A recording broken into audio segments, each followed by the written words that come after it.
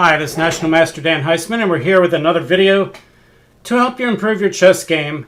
And this is my 300th video for my channel.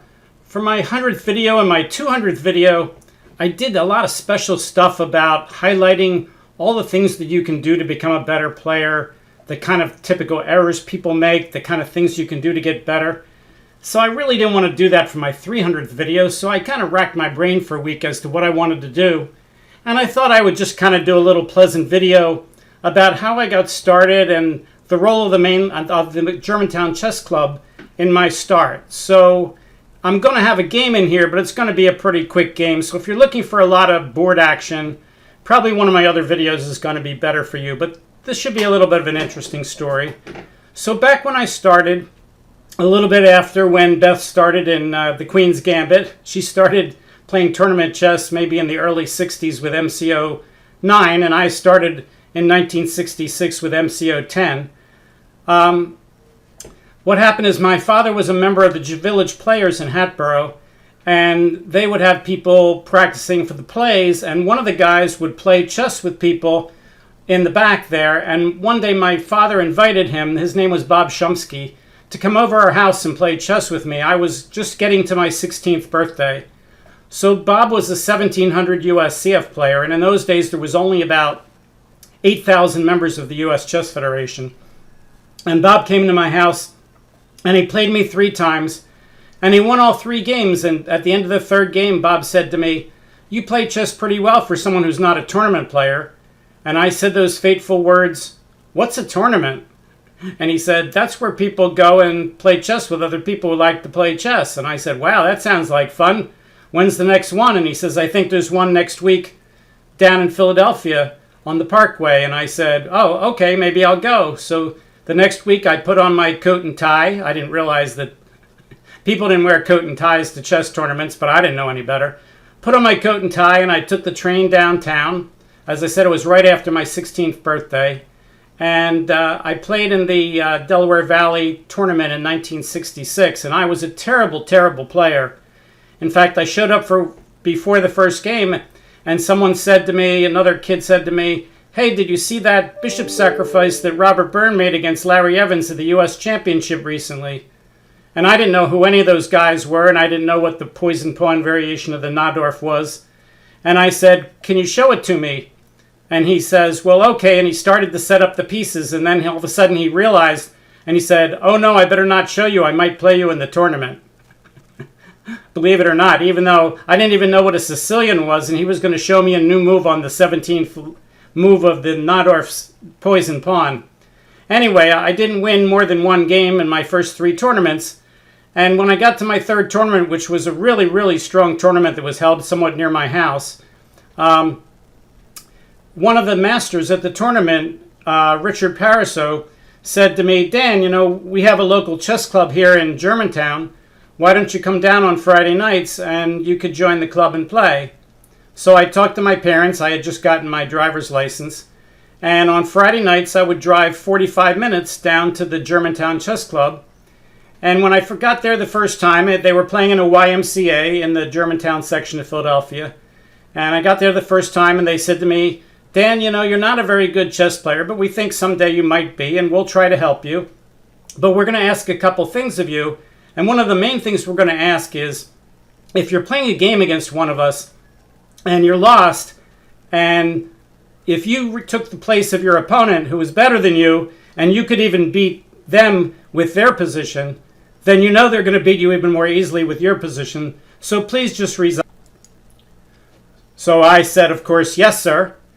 And they said, "Well, if you're playing a position where you really don't know how to win, and you want to see how they do it, once in a while, if you want to play the game all the way out to checkmate to see how they do it, then you can do that, but play fairly quickly, and don't take a lot of time on hopeless positions, and don't resign 1 move before mate. Just let them checkmate you, and then we'll go over the game with you. But other than that, we want you to resign, because if you waste our time playing games out, then we're not going to spend our time after the game going over the games with you." And again, I said, "Yes, sir." And of course, that was a great deal, because here you are with some of the best players in Philadelphia, and they're basically going to give me free chess lessons, and all I have to do is not waste their time by playing out hopeless positions, which I really didn't want to do anyway. So I started playing at the Germantown Chess Club. Now, in those days, when there was only 8,000 people rated, the Gaussian curve was much, much smaller. So what that means is that the ratings were all shrunk from today, which means the highest players were much lower than they are today, and the lowest players were much higher. So at the Germantown Chess Club, the worst player in the club was rated about 1,500, and the second worst player was rated 1,600, and the third worst player was around 1,700. So the ratings were much higher, but if you go up to the other end, like where National Master Rich Pariseau was, at that point, most of the masters in Philadelphia weren't even masters at the time. They were just high experts. So the club rating in the club really ranged from like 1,500 to 2,200, with a lot of the people kind of bunched in the middle around 17, 18, 1900.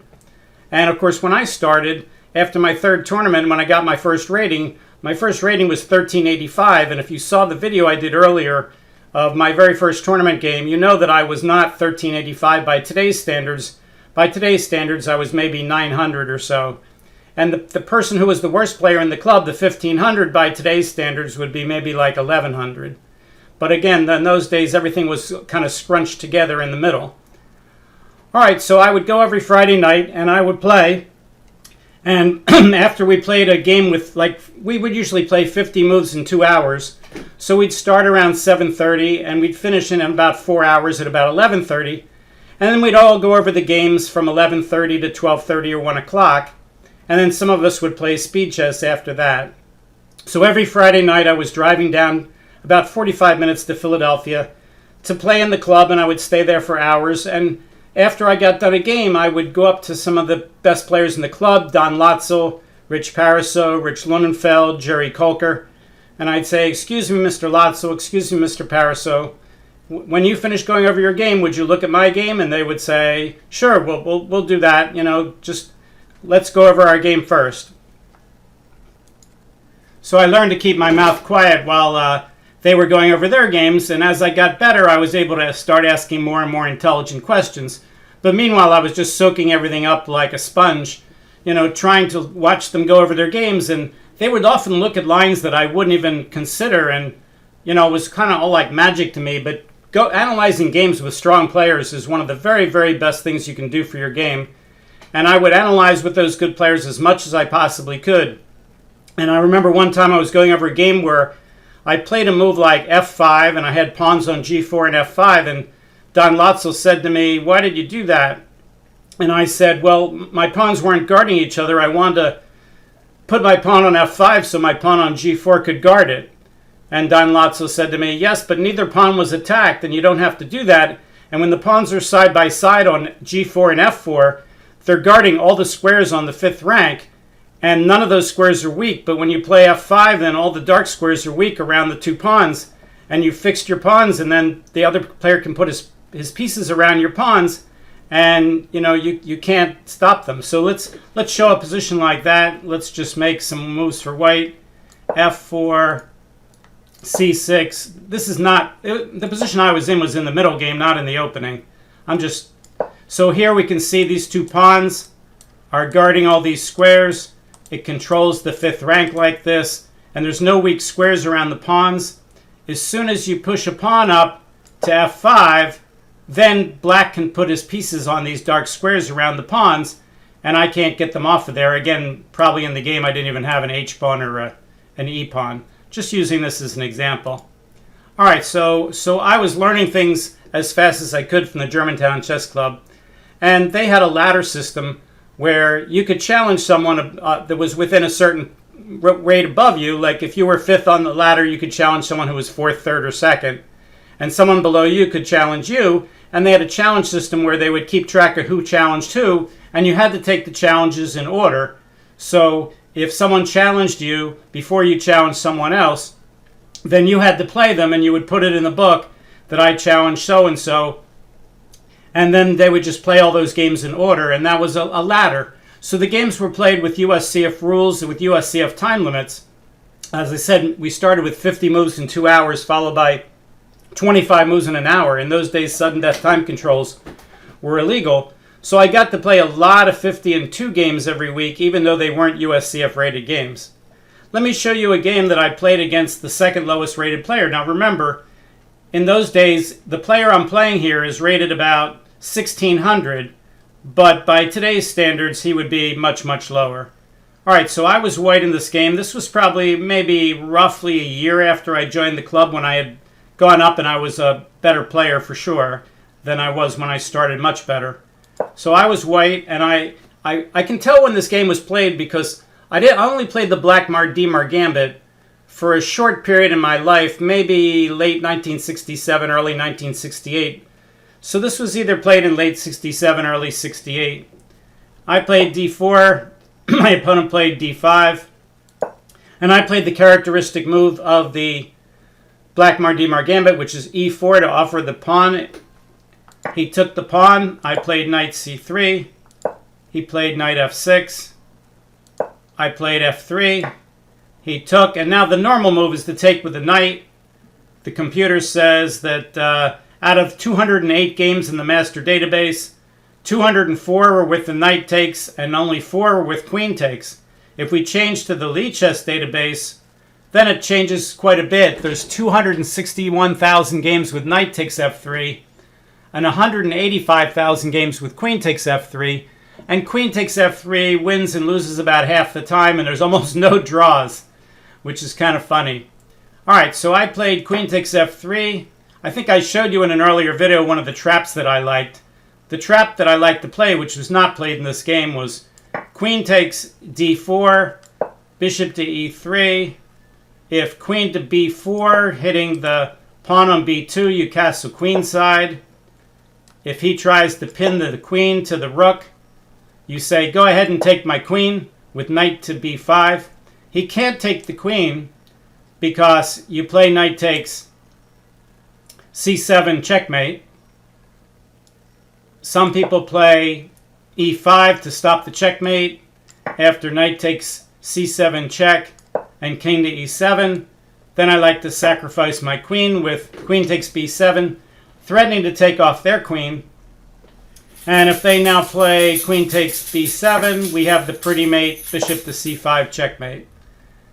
All right, so needless to say, in this game, my opponent did not fall for that. So my opponent thought for a while here, and he didn't want to take the pawn.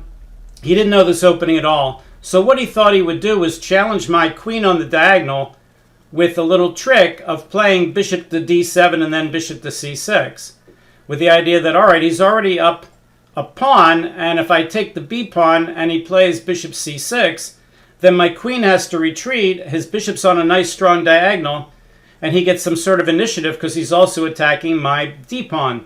So that's what he did. He played bishop d7. Not the best move, but it looks like it's okay.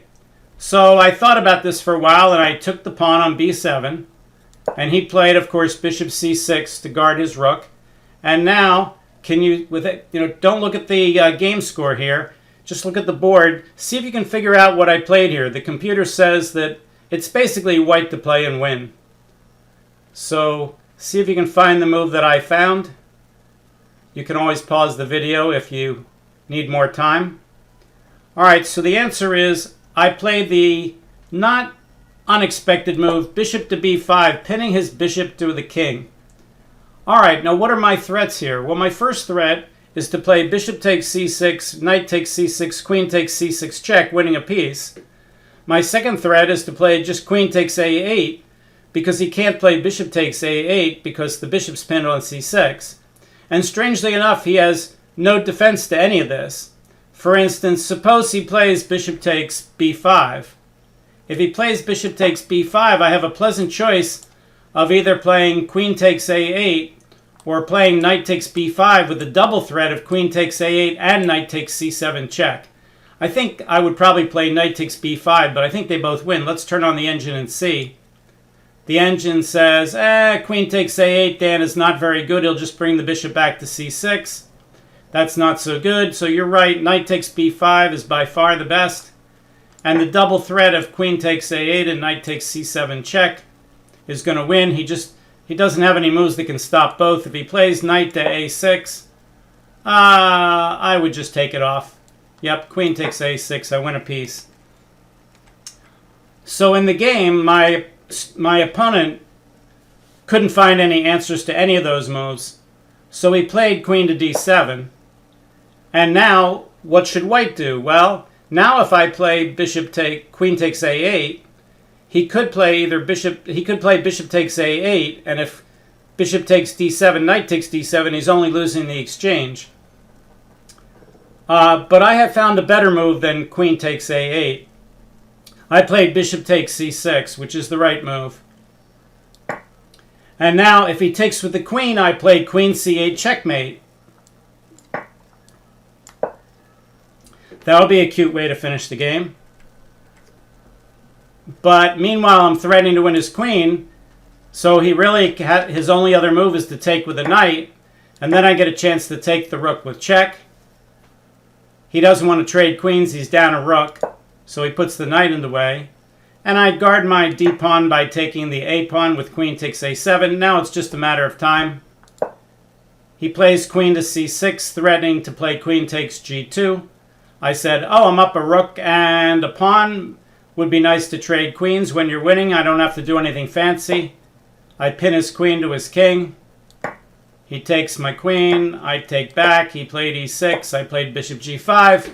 And my opponent resigned because it's kind of hopeless playing down a rook and a piece. Rook and a pawn. So, and the computer has me up 8.6 here. So that's kind of a typical game against one of the lower players in the club. But as I said, he's rated 1600. You know, by today's standards, that's not true. But if you look at the game, he really only made the one bad decision. He thought that bishop d7, bishop c6 was safe. He didn't realize that bishop b5 was going to win the game on the spot. And he missed the game. All right, so, you know, this is not a very great game, but it kind of shows you what I'm doing on Friday nights. So let's talk a little bit more about the Germantown Chess Club. So in those days, there was only one master active in Philadelphia, Sergei Grigliad, and everybody else was kind of experts who later, you know, when the ratings went up, all became masters. And as I said, I would go on Friday night and I would pick their brains and play games against the people in the club. Let me mention some of the people again who really helped me. Rich Pariseau was the person that I met at my third tournament who invited me to the Germantown Chess Club. He was the president of the club. Later on, I got a summer job working at the Naval Area Development Center in the simulation lab where Rich worked. He got me a summer job, and I was a math major, but then I switched to starting to study computers because of my summer job. And when I graduated with my math degree, I took a job with the contractor who worked with Rich Pariseau's group at the Naval Area Development Center. So Rich was not only the person who got me into chess, he was also the person who got me into engineering. So I owe a great deal to National Master Rich Pariseau. National Master Richard Lunenfeld was another strong player in the club. One of my friends, who was a few years older than I was, but not that much older, was Jerry Kolker. When I was in high school, Jerry was at Drexel University. And Jerry was a super opening expert. And Jerry and I used to get together and we would study openings. And Jerry was a very, very good opening player. And he knew about this new series of books coming out called The Informants. And Jerry would buy all the informants and he would go over the games like crazy and study all the openings. And he would invite me to study with him. And when I was a 15, 16, 1700 player, Jerry was a 1900, 2000 player expert. And, I would go to tournaments with Jerry and we would review the games together. And the thing I remember about Jerry the most was Jerry loved all the acid rock groups of the late 60s. He liked The Doors. He liked Jefferson Airplane. He liked Cream. And he would have his tape recorder and he would buy the albums and he would play them over and over and over and over again while we were studying these openings. So whenever I see, Nadorf's Sicilians and when I see, certain variations of the Roy Lopez and all the stuff that I used to study with Jerry, I can hear the Cream playing. I can hear the Doors. I know all the Doors albums. So I became really familiar with a lot of that music. And whenever I hear it today, I always think of my friend Jerry Kolker and studying chess with him while they're playing all this music. And it's funny because I never really went to a lot of concerts, but I certainly know the music very well. And I lost track of Jerry a little bit when I went away to college, but I owe a great deal of debt to Jerry in helping me learn all these openings and going to a lot of these tournaments with me and really, just helping me learn how to play good chess and analyzing with him. Don Latzel was another player. I played Don at the Germantown Chess Club more than almost anybody. Don was a English teacher in Bucks County here in Pennsylvania, and Don was a very, very affable guy. Everybody liked Don, and he was a 1900 player. When I first started playing, Don would beat me pretty easily, but as I got better, I started to give Don better and better games, and then around the second year that I was playing, then I started to pass Don, and I became an even stronger player than he was. But during the time at the Germantown Chess Club, he would be nice enough to play me a lot of games, and just during that period, I would get much, much stronger. And Don was a good person to measure myself against, and he would always go over the games with us. Really, really helpful guy. And as I said, there was just a million people at the club like that would help me, and I would go over the games with them. When I went away to college, and after my second year of playing, I would still come home and play at the Germantown Chess Club during the summer. And some of my friends that I would be playing with from college, like Ken Boehm or Steve Wexler, they would come with me to the Germantown Chess Club, and we would hang out there during the summer. I remember one summer they had just played the championship qualifiers, and of course I wasn't there. So they qualified people for the club championship. It was going to be a round robin, and you had to qualify. So I came home for the summer, and they were about to start the club championship. And by then I was rated up at 2,000, and I said, well, can I play in the club championship this summer? And they said, no, you didn't qualify. And I said, well, I didn't qualify because I wasn't here. It wasn't like I didn't make it.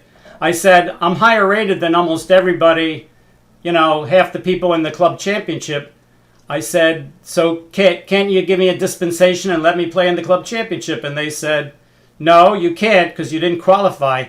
And I said, but I don't want to play in the lower section because everybody there is much lower rated than I am. And they said, well, prove it then. Play in the lower section and beat everybody. Well, I really didn't have much choice. So that's what I did. I played in the lower section. I guess my rating wasn't quite 2,000. It was probably 1,900. And I think the next highest rated player was maybe 1,800. And was it 8 games? I think we played 8 games in the club consolation tournament. And I scored 7.5 a half. I think I drew with one of the players around 1,800. And I won all the rest of my games. And meanwhile, some of the weaker players in the club were getting to play in the championship section, even though I wasn't there. So that's the way it goes. One of the other things that the Germantown Chess Club would do is they would play matches against the other top clubs in the city. They would play matches against Post 309. They would play matches against Dr. Dubek's team from Cherry Hill. They would play matches against the Franklin Mercantile Chess Club, which is the big old chess club from Philadelphia. So between Post 309 and was it Post 309? I think that's the right number. The Post and Cherry Hill and the Mercantile Chess Club and maybe one other really strong club, all the best players in the city were playing each other constantly. And then Rich Pariseau got the idea to create a Philadelphia Invitational Championship. And he invited the 8 best players in Philadelphia to play a round robin over 2 weekends against each other. And the winner of that tournament would be the Philadelphia Invitational Championship. So the first time he did that was right about the time I was going away to college. And some of the people at our Germantown Chess Club were playing in this Invitational Championship against the other best players in the city. And the next year I got my rating over 2,000. And I thought maybe I could get an invitation to the Philadelphia Invitational Championship. And Rich Pariseau told me, no, I'm not going to invite you because you're at school. And I don't want to ruin your school time and interfere with your school. And I said, Rich, leave that up to me. I'm doing great in school. I could do well in school and also play in the Philadelphia Championship. And he said, no, I'm not going to invite you. So I got annoyed and I said to him, well, someday I'm going to play in it and I'm going to win it. And Rich looked at me like, Yeah, right, Dan. Good luck. So a couple years later, after I graduated, by then Jim Politowski, who was also a member of the Germantown Chess Club, was running the Philadelphia Championship. And in 1973, I got invited to the Philadelphia Championship. I think I was rated maybe 5th or 6th out of 8. And I lost the first round to David Moore, who occasionally played at the Germantown Club. But then I rallied and I won 5.5 out of my next 6 games. And I won the Philadelphia Championship in my first try. So my threat, I guess, to Rich Pariseau that I was going to play in and I was going to win it someday actually came true about 2 or 3 years later. And I only played in the Philadelphia Invitational Championship once more, and that was in 1977 when all the players had gotten much, much stronger. And we had International Master Tim Taylor, FIDE Master Boris Beksinski, International Master Bruce Rind, International Master Rich Costigan, FIDE Master Tom Costigan, FIDE Master Mike Shahade, FIDE Master Carl Dameld, and I qualified by winning the Philadelphia Open. And they said, Dan, you're going to get killed, all these masters, and you're just an expert. You're way out of your league this time. And I did pretty well. I came in 6th out of 8 ahead of 2 of those guys the second time. So I only played in the Philadelphia Championship twice, and I won it the first time, and the second time against much, much stronger competition. I was rated by far 8th out of the 8, and I came in 6th, so that was actually a minor triumph. All right, so that's how I kind of got my start, the Germantown Chess Club, my early start. 300th video. I know it's a little wordy. Thanks for tuning in. I hope to have some more great videos to help you. And please tell people about the channel. And I will see you next time. Thank you. Bye.